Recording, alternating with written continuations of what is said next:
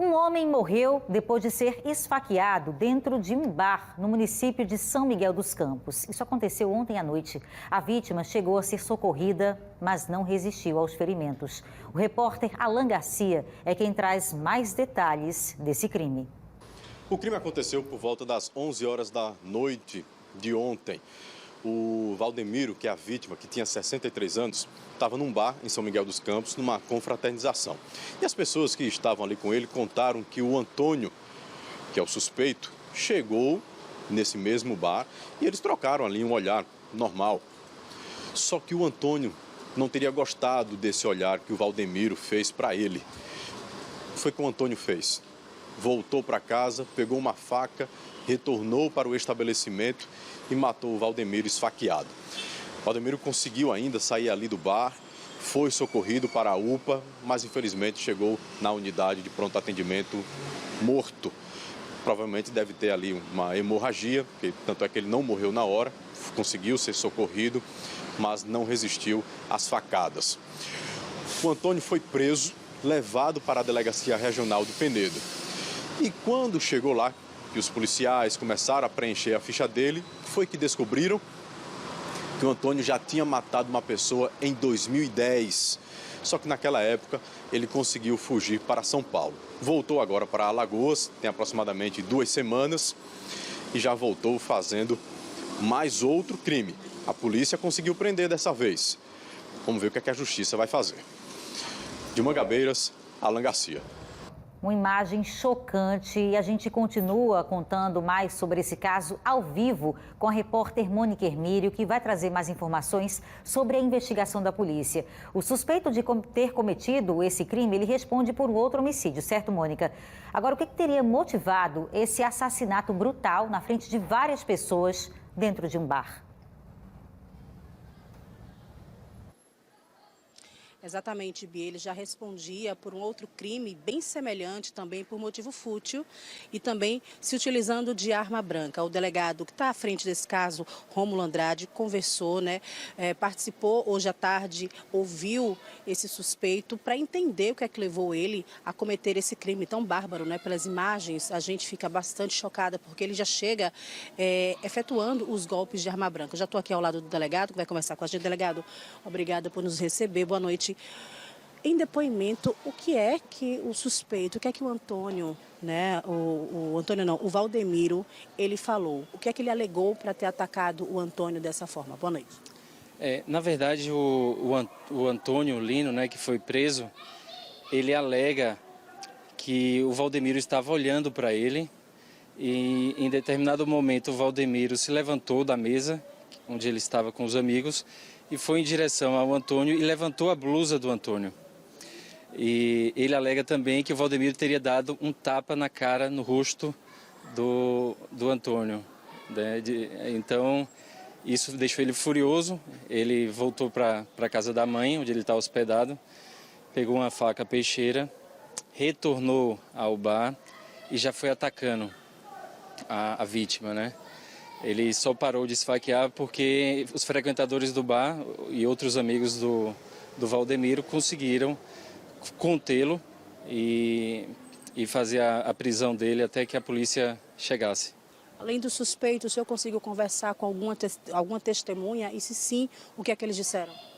A gente conversou com o filho do dono do bar, onde eles estavam, E essa testemunha disse que o autor, o Antônio, ele mexia muito na cintura, na blusa, como se ele tivesse uma arma de fogo. E todo mundo no bar estava percebendo isso.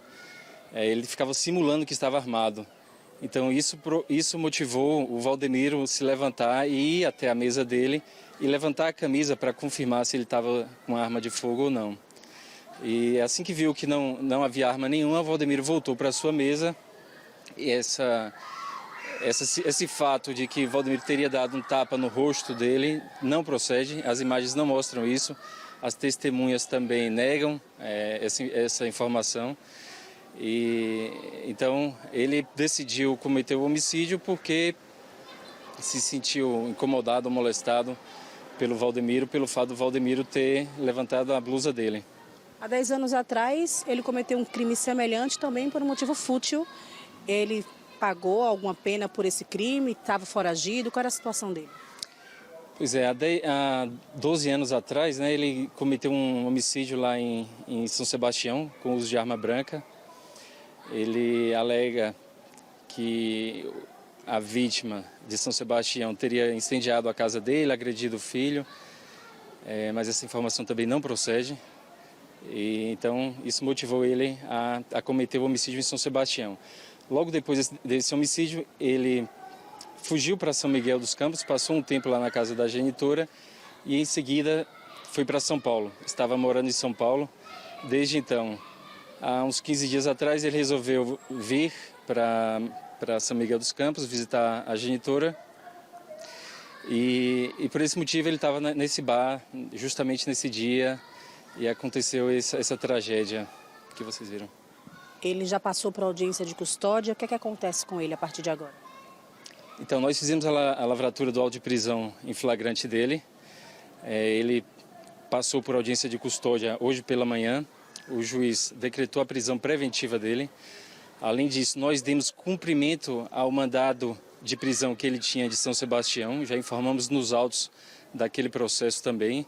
E agora ele foi transferido para o sistema prisional aqui em Maceió, onde vai aguardar a conclusão desse processo e o cumprimento da pena do crime de São Sebastião.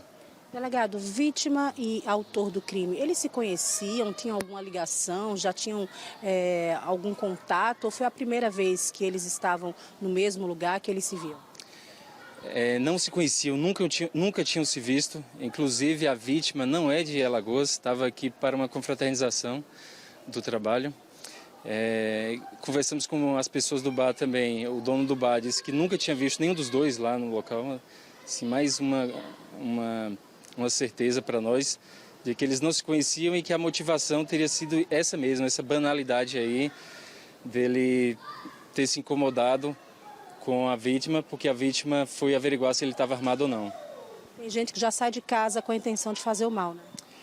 Pois assim, isso causa uma reflexão na gente, né? O tipo de política criminal que nós estamos dando a esses crimes contra a vida, porque a gente tem visto crimes por motivos muito fúteis.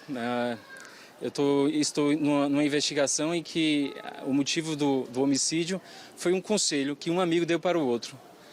O amigo não gostou do conselho e matou seu companheiro. Então, assim, a gente pensa que a política criminal tem que mudar, a polícia tem que investir nessas investigações de crimes contra a vida, para que a impunidade não leve a provocar outros homicídios, né? Como foi esse caso, né? Talvez se a polícia tivesse capturado o Antônio no primeiro crime, esse crime não teria ocorrido. Delegado, muito obrigado pelas informações. Eu conversei com o Rômulo Andrade, delegado que está à frente desse caso. Lembrando, né, além de uma mudança nas políticas, né, criminais, também tem que haver uma mudança na mentalidade das pessoas. Muita gente já sai de casa com a intenção de fazer mal, esperando já que o outro olhe para você de cara feia, para que você possa reagir da forma como você, lá no fundo, está querendo. Então, acho que nesse final de ano dá para fazer uma reflexão, parar um pouquinho para pensar que tipo de atitude a gente está tendo no meio da rua, né? Quando a gente tropeça em alguém, se vale a pena pedir uma desculpa, passar adiante e não simplesmente por um olhar que você não gostou ou de repente um conselho que você não gostou, de repente você pegar uma arma branca, sacar uma arma de fogo e atirar, matar as pessoas, pegar uma arma branca, esfaquear as pessoas, simplesmente porque você não gostou da forma como o outro olhou para você. Simplesmente tira o olhar, vai embora, segue sua vida. As pessoas, além dessa mudança, né, na forma como se vê a criminalidade, na forma como se julga, na forma como se age com a criminalidade, também acho que uma reflexão para as pessoas, né, de que o quão violento as pessoas estão nesses últimos tempos e por qualquer coisa, por qualquer banalidade, qualquer motivo fútil, já sai por aí esfaqueando, matando e causando, né, tantas tragédias agora, fim de ano. A vítima, o Valdemiro, estava numa confraternizando um ano de muito trabalho, deixou família e agora a polícia segue para tentar tirar, né, já tirou o Antônio de circulação, mas batalhando para que ele permaneça detido e não cometa mais crimes como esse.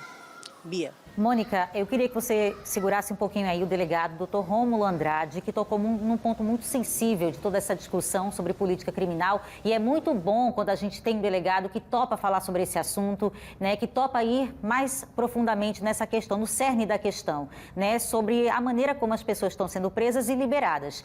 Há muito tempo, os delegados criticam a audiência de custódia, né, a liberação desses indivíduos, inclusive nessa época do ano. A gente sabe o motivo, né, gente? Quem está em casa sabe, porque o presídio está lotado.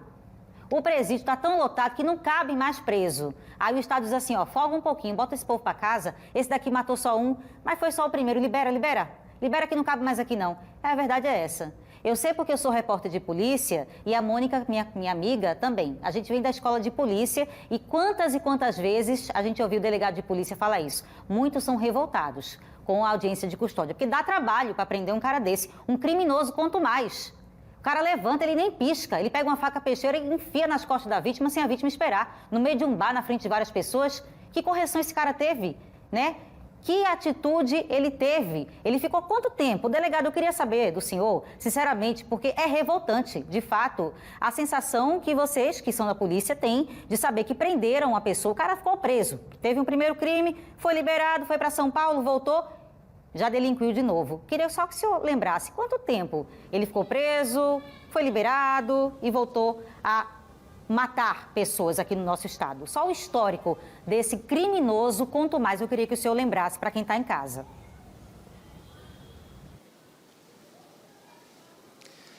Olha, eu não me recordo quanto tempo ele ficou preso pelo primeiro crime. Mas o ponto que você tocou aí é bastante importante, né? A gente tem que refletir sobre isso. Eu acho inadmissível uma pessoa que mata um outro, responda o processo em liberdade, se apresenta na delegacia e vai responder o processo em liberdade, como se nada tivesse acontecido. Que mensagem nós estamos passando para as outras pessoas, né? A gente precisa também refletir sobre essa questão dos recessos. Hoje a gente tem o judiciário, os órgãos da justiça criminal está em recesso, então a gente tem dificuldade para conseguir um mandado de prisão, mesmo em crimes de homicídio, né, como se o crime fosse interrompido por causa das festas de final de ano. Assim, há muitas questões que a gente precisa refletir, mudar muito a nossa mentalidade. A gente vive num dos países mais violentos do mundo, com maiores índices de homicídios do mundo. Né, a que ponto nós chegamos e para onde nós queremos ir.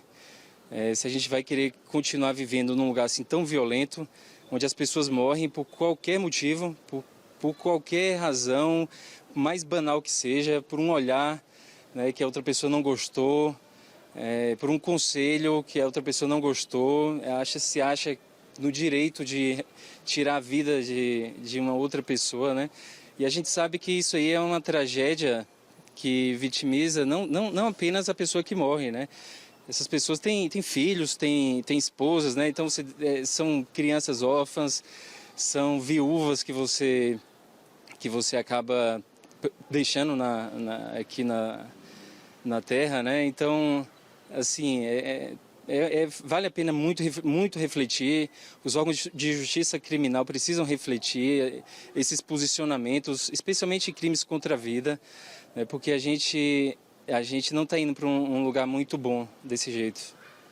Rômulo Andrade, muito obrigada pela sua participação ao vivo com a gente no Cidade Alerta, falando desse crime de repercussão, dessa prisão muito importante. Parabéns pelo seu trabalho. Estamos abertos aqui sempre para comunicar, né, o resultado do seu empenho, também da sua equipe, em tirar da sociedade elementos tão perigosos quanto esse. Muito obrigada, uma boa noite para o senhor. É isso aí que ele falou, né, gente? É isso que a gente liga a TV todo dia e assiste esse tipo de cena. As pessoas matando a troco de nada, porque não gostou de uma atitude, porque o cara foi lá averiguar se ele estava armado, porque olhou estranho, olhou diferente. O cara pegou uma faca e foi aí, ó, deu tempo nem do homem entender o que estava acontecendo, foi apunhalado. Ele ainda saiu andando daí, ele ainda conseguiu levantar, ele andou alguns passos, percebeu que estava ferido, foi socorrido, mas não resistiu a esse grave ferimento, essas facadas. Então agora esse indivíduo aí está preso, tá? Vamos ver por mais quanto tempo ele vai ficar. Será que fica um ano?